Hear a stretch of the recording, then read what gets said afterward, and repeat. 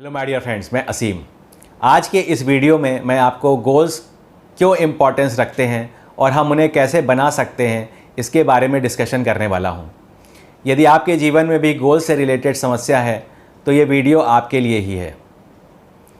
दोस्तों, यदि आप एक वर्किंग प्रोफेशनल हैं, किसी ऑर्गेनाइजेशन में काम करते हैं या आपका कोई बिज़नेस है तो आपको गोल्स के बारे में पता होगा कि गोल्स आपके बिज़नेस के लिए, आपके ऑर्गेनाइजेशन के लिए कितना इम्पोर्टेंस रखते हैं।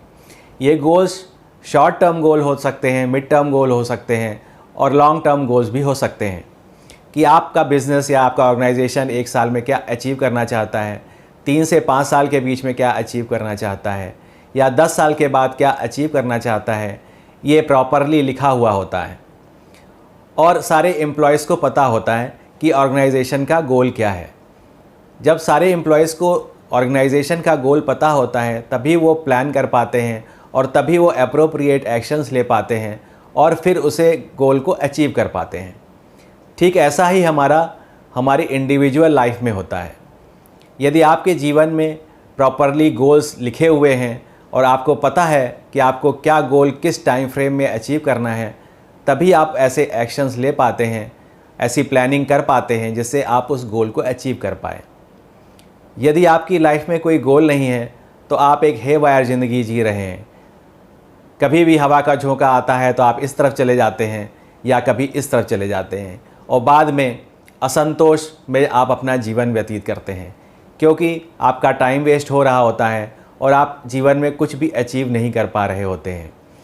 ना तो आपका पारिवारिक जीवन सुखमय हो पा रहा होता है, ना आपके जीवन में पैसा आ पा रहा होता है और फिर आप धीरे धीरे अपने जीवन में फ्रस्ट्रेटेड फील करना शुरू कर देते हैं और इसके बाद स्ट्रेस और एंग्जाइटी आना शुरू होती है और जीवन में फिर अनेक तरह की नेगेटिव इमोशंस और बीमारियां आना शुरू हो जाती हैं।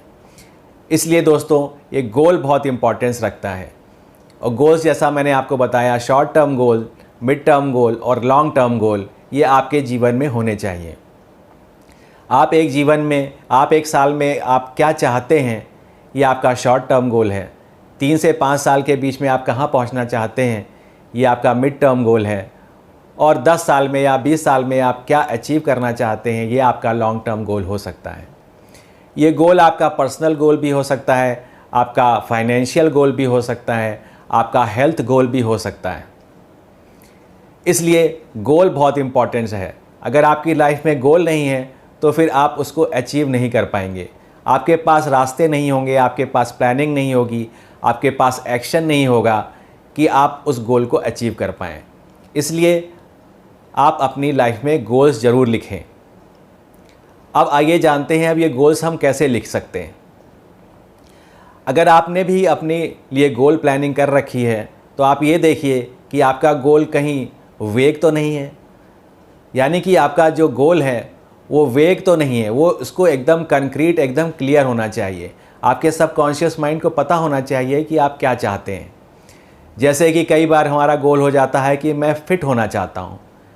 ये फ़िट होना चाहता हूँ का गोल जो है ये एक वेग गोल है क्योंकि माइंड को नहीं पता कि आप क्या अचीव करना चाहते हैं। फ़िट का मतलब आपके लिए क्या है। 60 किलो का वज़न अगर आप प्राप्त करना चाहते हैं, ये आपके लिए फ़िट है कि 40 किलो आपके लिए फ़िट है कि 55 किलो आपके लिए फ़िट है।